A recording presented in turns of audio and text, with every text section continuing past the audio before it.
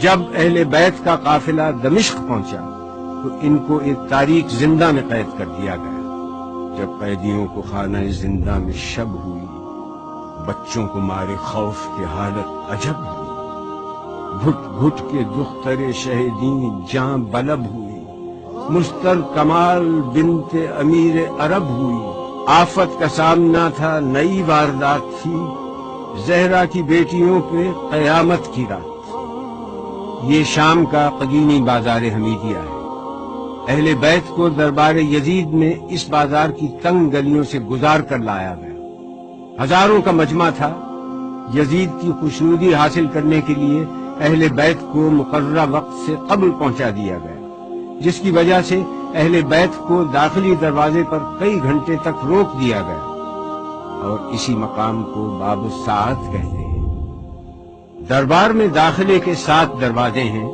ایک دروازے سے دوسرے دروازے تک 2 رخا فوجیں کھڑی تھیں۔ یزید کے سپاہی جلالت اور شہنشاہیت کی نشانی بنے مسلح کھڑے تھے۔ جب اہل بیت 7ویں دروازے پر پہنچے اور جناب زینب نے دربار کو دیکھا تو آپ بیٹھ گئی۔ کہہ دو مجھے دربار میں حاکم نہ بلائے، خلقت کو دوبارہ نہ میری شکل دکھائے۔ گر قتل ہو منظور تو قاتل یہیں آئے، موجود ہوں خنجر میری گردن پہ پھرائے۔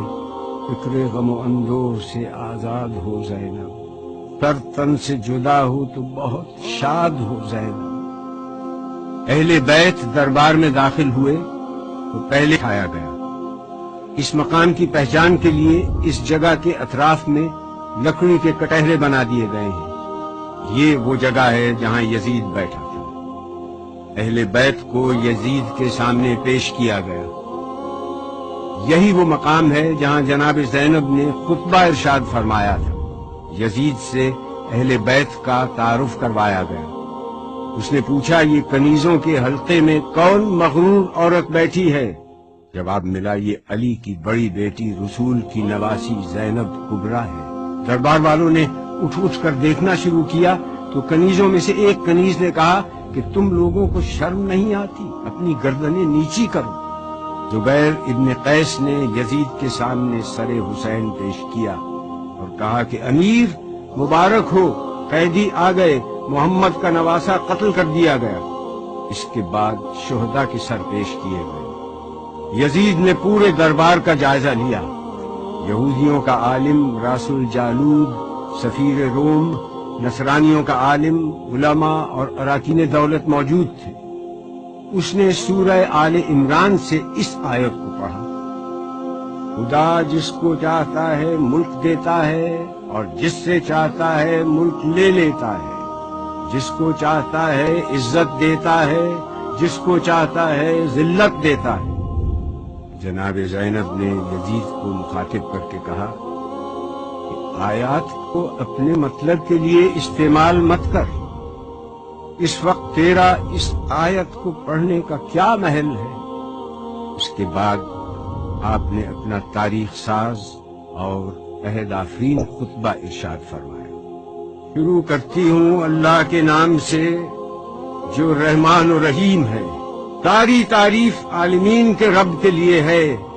میں ستم دیدہ سہی مگر تعریف تیرے لیے، میرا گھر تباہ سہی مگر حمد تیرے لیے، میرا خاندان کشتہ راہ وفا سہی مگر بندگی تیرے لیے، اور درود و سلام میرے نانا پر۔ آپ نے جیسے ہی خطبے کا آغاز کیا، دربار والوں نے پہچان لیا کہ جس بات کو چھپایا جا رہا تھا اب وہ بات آشکار ہو گئی۔ ہر طرف سرگوشیاں شروع ہو گئی۔ ہاں، برا انجام ہے ان لوگوں کا جو اللہ کی آیتوں کی تکذیب کریں اور جو اللہ کی آیتوں کا مذاق اڑائیں۔ کیوں یزید، تو نے اللہ کے قول کو بھلا دیا؟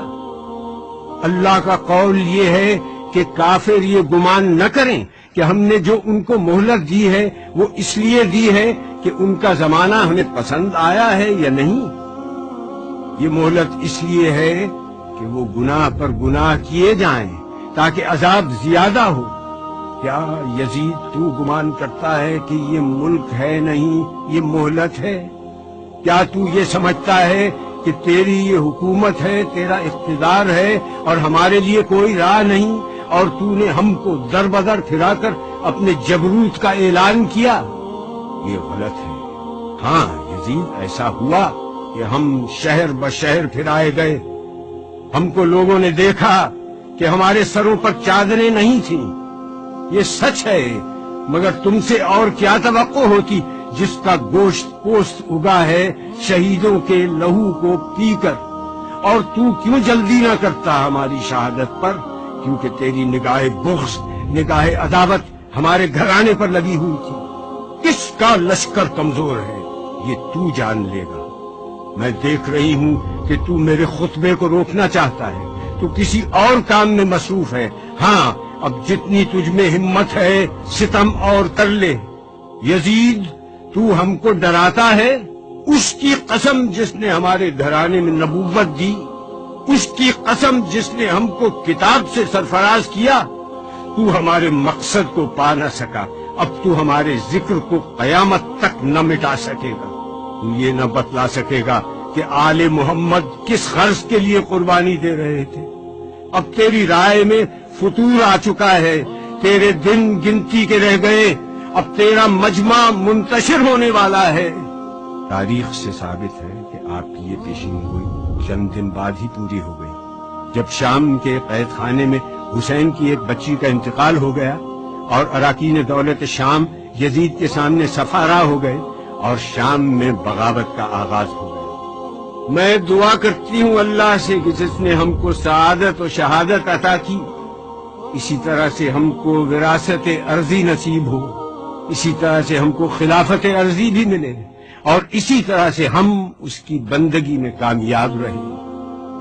جناب زینب کا خطبہ اس آیت پر ختم ہوا جس کی ابتدا میں تلاوت کی گئی، جس کا ترجمہ ہے کہ اللہ ہی ہمارے لیے کافی ہے، وہی ہمارا سہارا ہے۔